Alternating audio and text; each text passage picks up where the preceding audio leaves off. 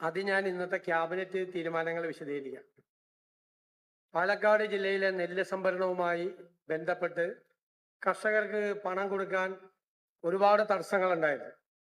ആ തടസ്സങ്ങളെല്ലാം മന്ത്രിമാരുടെ നേതൃത്വത്തിൽ യോഗങ്ങൾ ചേർന്ന് അവർ വെച്ച നിർദ്ദേശങ്ങളുടെ അടിസ്ഥാനത്തിൽ ഇന്ന് ക്യാബിനറ്റ് കൂടിയെടുത്ത തീരുമാനത്തിന്റെ പിൻബലത്തിൽ ആ പ്രശ്നങ്ങൾ പൂർണ്ണമായി പരിഹരിച്ചു. പാലക്കാട് ജില്ലയിലെ നെല്ല് സംഭരണവുമായി ബന്ധപ്പെട്ട ഒരു ശാശ്വത പരിഹാരമാണ് ഇന്നത്തെ ക്യാബിനറ്റ് നടപടിയോടുകൂടി ഉണ്ടായിരിക്കുന്നത്. ഇതുമായി ബന്ധപ്പെട്ട് 2-ാം തീയതി മന്ത്രിമാരുടെ യോഗം ചേർന്നു. പിന്നെ PRS വായ്പ അനുവദിക്കുന്നതിൽ നിന്നും പ്രാഥമിക സഹകരണ സംഘങ്ങളെ പൂർണ്ണമായി ഒഴിവാക്കി. പാലക്കാട് മാത്രമായിരുന്നു പ്രാഥമിക സംഘങ്ങൾ. അപ്പൊ എല്ലാം സിവിൽ സപ്ലൈസിന്റെ സപ്ലൈകോയുടെ കീഴിൽ കൊണ്ടുവന്നു. ഇതുവരെ 52 കോടി രൂപ ഈ പാക്സിന് പ്രൈമറി സംഘങ്ങൾക്ക് അവർ കൊടുത്തിട്ടുണ്ട്. ആ തുക കൺസോർഷ്യം കൊടുക്കും.